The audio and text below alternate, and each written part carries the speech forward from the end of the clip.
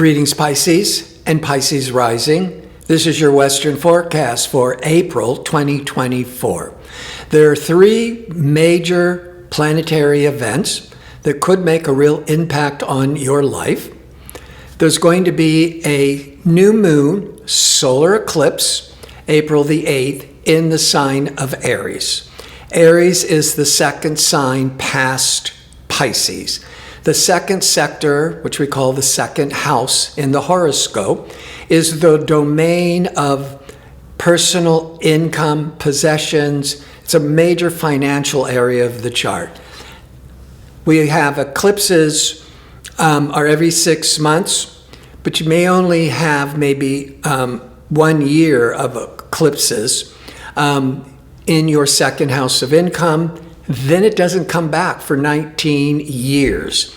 So this solar eclipse is bringing in a lot of adjustments and opportunities for major new beginnings that could be very favorable for your financial situation, for changes and enhancement with the job.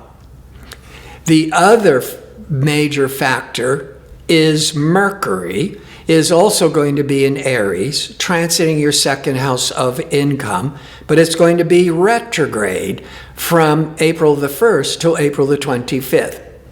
An eclipse is bringing a certain amount of changes, whether it's endings, whether it's new beginnings.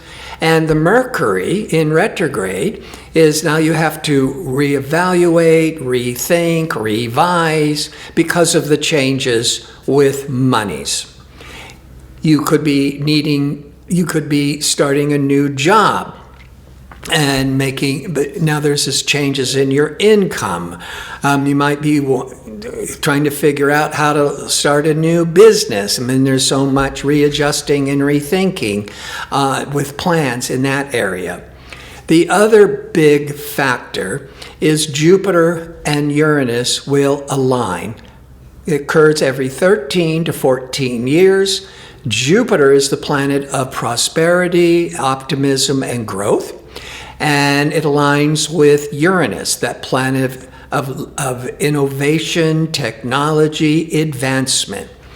Jupiter in Uranus alignment can bring in sudden windfalls and sudden breakthroughs. It's in the sign of Taurus. Taurus is 3 signs past Pisces. So this windfall, exciting growth is in your third house. The third house can be learning, classes, maybe learning new job skills to make more money. Or the third is sales, and maybe you're getting a sales job and to make more money. Before I break all this down and how it applies to you, if you enjoy this types of video and would like to see more of them, click like and subscribe, and don't forget to click on the notification bell so you can receive the latest postings. And if you go into the description box underneath the video, you'll find direct links to either sign up for my free daily message or to book an astrology reading. All right. The solar eclipse is in your second house of income. It's going to put a real focus on how to increase your income, or there's going to be a lot of adjustments with your finances.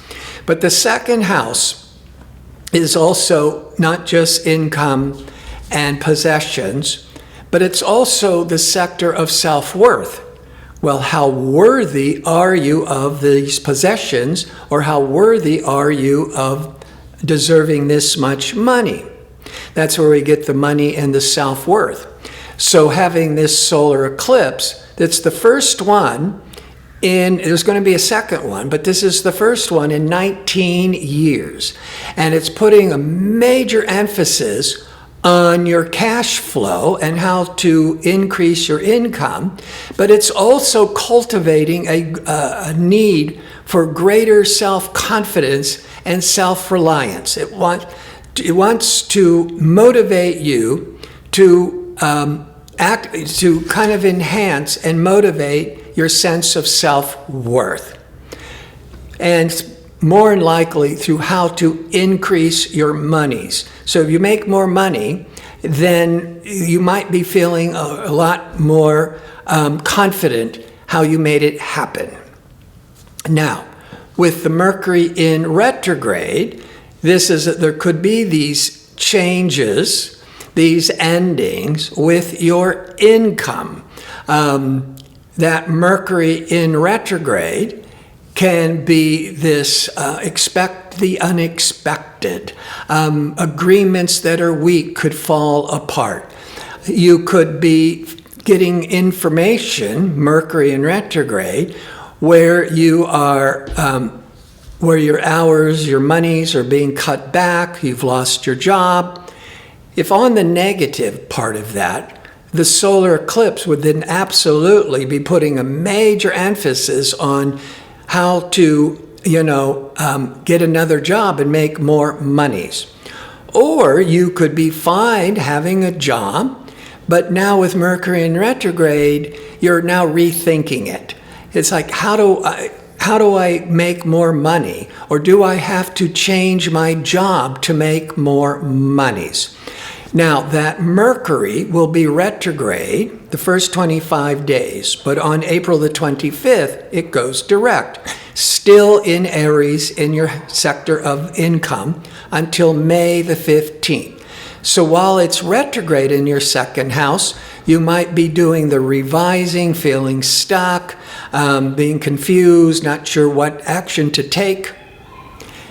But come the 25th, through May the 15th, now you're having more clarity, you're more decisive of your plans to make more money. So this would be when by the very end of April into May that you could find a job, make more money,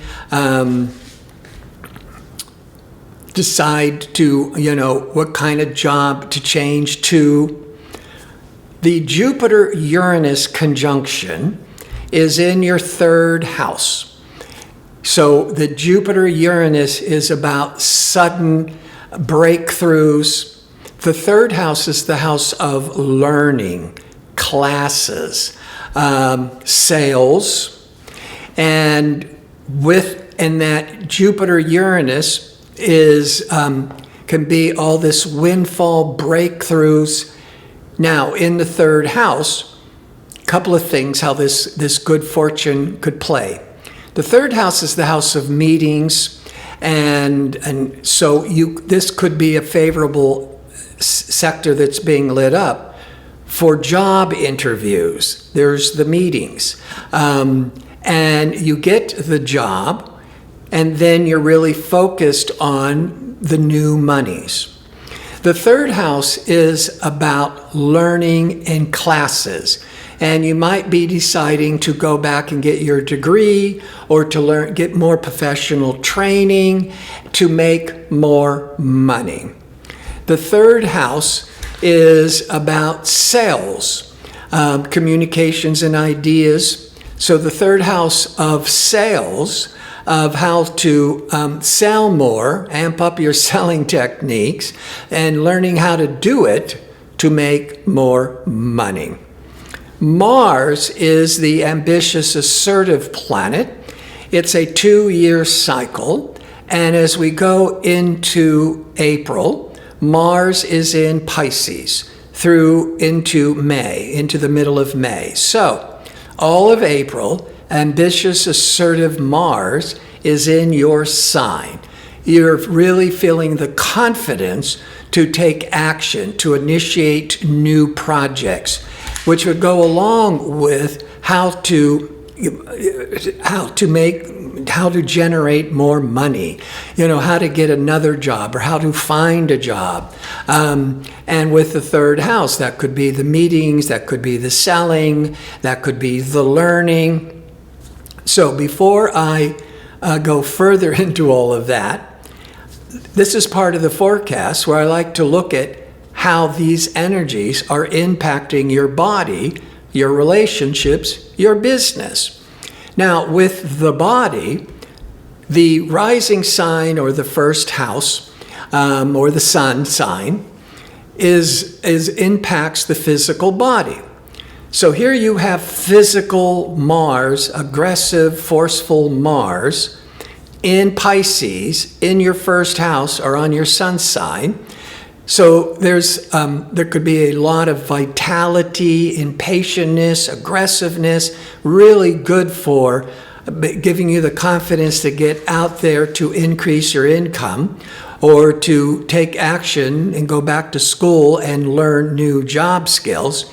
But when it comes to the physical body, you could be tiring yourself out with all these goals and activities you're pursuing.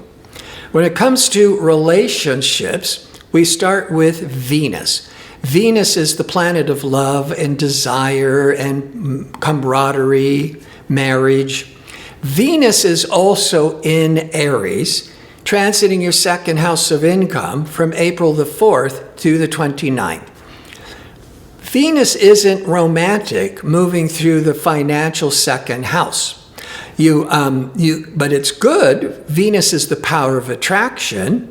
You could be attracting more money because that's what you're going after anyhow. You could be spending money because that Venus is all that desire. So you have to be careful of spending too much money or spending money on luxury goods. That's Venus. Or on art. That's Venus. But when it comes to love, Venus in the second house isn't really, there has to be other factors. Now, the Jupiter-Uranus conjunction in the 3rd, and the sun leaves Aries on the 19th and moves into Taurus in the 3rd.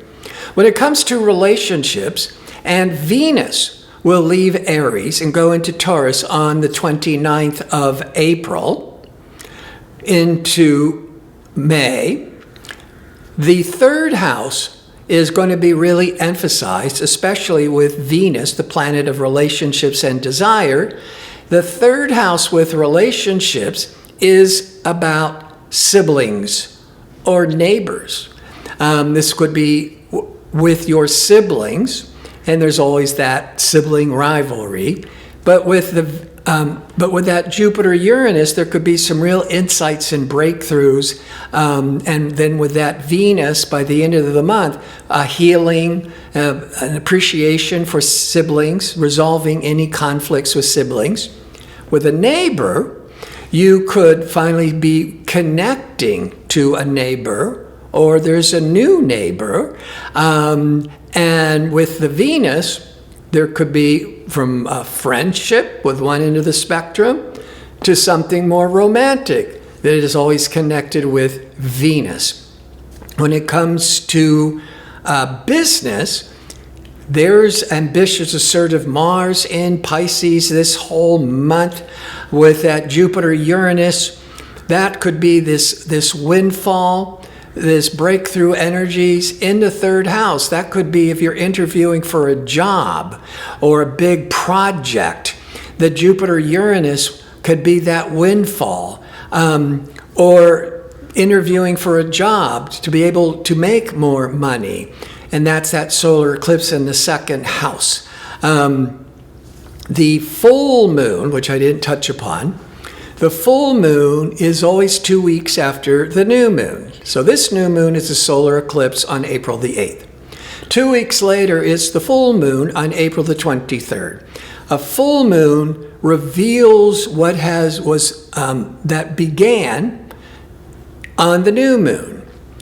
That new moon in the 2nd house of income, you are really focused on how to increase your income, right? And with the Mercury in retrograde, maybe you're rethinking your job. I need another job. I need new ways of increasing my income. 2 weeks later is the full moon in Scorpio. Scorpio's a water sign, very compatible with Pisces, a water sign. So the full moon is revealing, it's bringing to light, it's bringing to a culmination. And in Scorpio, it's in your 9th house. The 9th house is higher education, marketing, publishing, teaching. So you could make more money going back to school to get more professional training. That's the 9th house. Or the 9th house is publishing and marketing or launching an online business. That's the marketing and the publishing. So it is through 9th house areas that you could be making more money. You could be teaching or publishing or learning new job skills to make more money. So I want to thank you for watching. If you'd like information on how to book an astrology reading or to sign up for my 2-question offer, just visit my website at gardino.go. That's .co. Until next month, be safe and well.